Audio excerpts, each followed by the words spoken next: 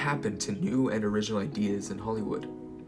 It appears that a rising number of recycled ideas in the film industry has led to a complete oversaturation of old stories made anew.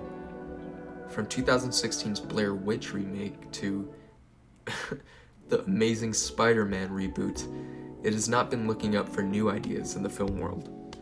Now, I'm not particularly saying all retellings of these classic stories are bad, just the overwhelming majority of them. However, there's certainly a distinction between the different types of recycled stories, and this is what we will explore today.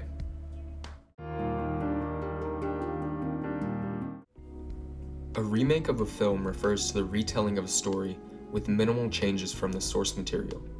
Specifically, this includes movies such as Disney's recent live-action remakes of classics like Beauty and the Beast and The Lion King.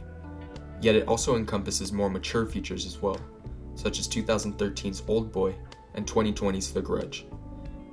Every one of these films receives lower and lower critic and audience review scores each time they release. So the question is, why do these movies keep getting made?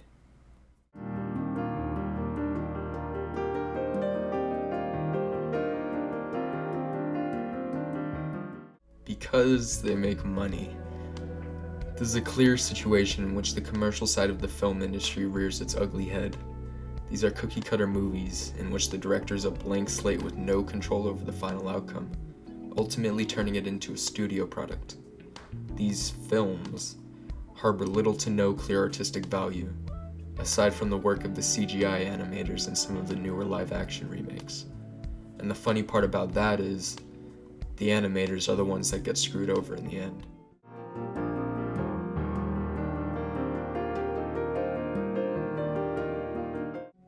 This is the worst kind of retelling of a story, because there's no soul behind these films.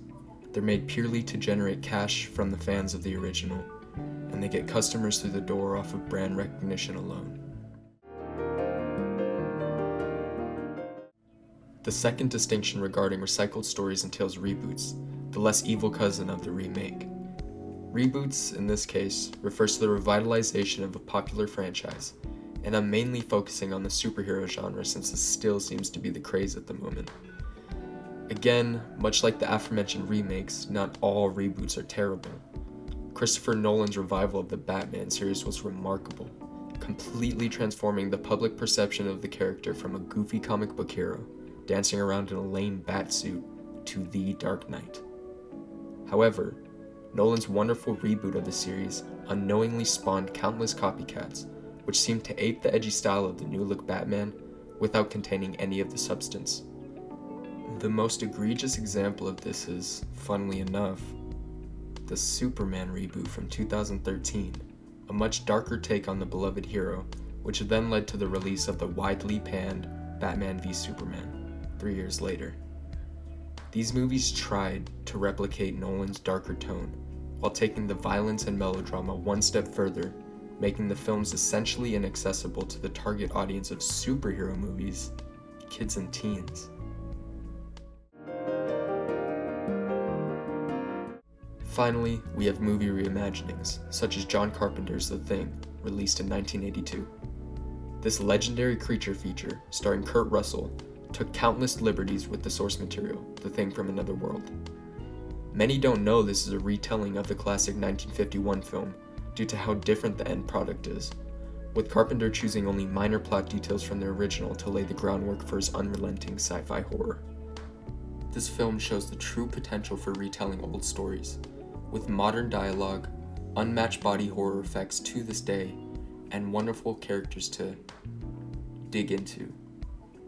Carpenter, instead of deciding to remake the 1951 classic, plot point by plot point, chose to create a new and entirely distinct film from the original, unlike the Disney remakes mentioned earlier. Much like with Carpenter's work on The Thing, the Suspiria reimagining from 2018 again sets the bar for what a remake could be. The film's director, Luca Guadagnino, crafts a slow-burning yet completely compelling retelling about a coven of witches inhabiting a German school of dance. The original Suspiria, released in 1977, was a beloved Italian giallo film created by the legendary director Dario Argento. Mainly known for its wonderful use of color and stunning visuals, Argento's classic thriller was not much praised for its storytelling. More than 40 years later, however, Guadagnino uses the groundwork laid by Argento, and instead of attempting to make an exact copy of the original, crafts an entirely new experience. This film, rather than going with the highly stylized look of the 1977 version, shows a much bleaker, more raw depiction of the world. A beautiful, yet haunting soundtrack from Radiohead's Tom York aids the stunning cinematography, which is juxtaposed by the brutal gore showcased throughout the film. While only using minimal plot points and characters from Argento's classic, Guadagnino both pays homage to the source material while crafting something that is entirely his own with an undeniable artistic vision. Whose artistic vision was the Lion King remake? Yes, I hate remakes, yet Suspiria was one of my favorite films of 2018, because they did it the right way.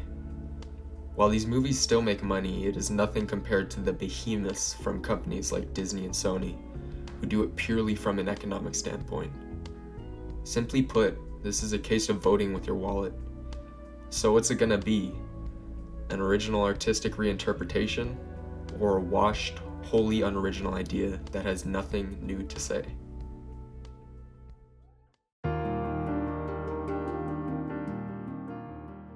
Hey, thank you for watching my first video.